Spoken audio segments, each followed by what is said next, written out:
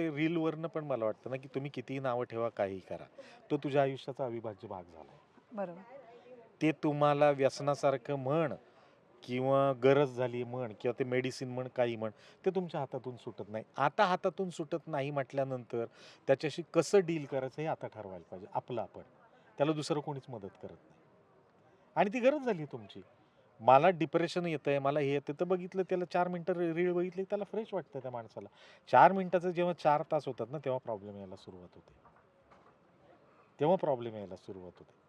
आणि परत तेच आहे, की ते व्हर्चुअल म्हण किंवा ते जे जग आहे ते एका पॉइंट नंतर आपल्याला खरं वाटायला लागतं. मिळालेले लाइक्स आहेत, आलेल्या कमेंट्स ज्या आहेत, त्याच्यावरती मला माझं स्टेटस लोकं ठरवतात त्या गोष्टीवरती आणि त्याचा लोकांना त्रास व्हायला लागतो आणि त्याच्यामुळे पण डिप्रेशनमध्ये जातात लोक. अरे यार, माझ्या ह्याला काल 10,000 व्ह्यूज होते, आज हो. 101च आलेत माझ्या ह्याला. तर त्याचा नका ना विचार करू. तुला आवडतं म्हणून केलंय ना, का लोकांना आवडावं म्हणून केलंयस? हे ठरवा एकदा. लोकांना आवडावं म्हणून करायचं असेल तर त्याची गरज वेगळी आहे. तुला टीम बांधली पाहिजे त्याच्यासाठी. त्याच्यासाठी तेवढा प्रोफेशनलिझम आला पाहिजे तुमच्या कंटेंटमध्ये आणि त्याच्यात रेग्युलर वर्कशॉप घेणारी लोकं आहेत त्याच्यामध्ये. डेफिनेटली.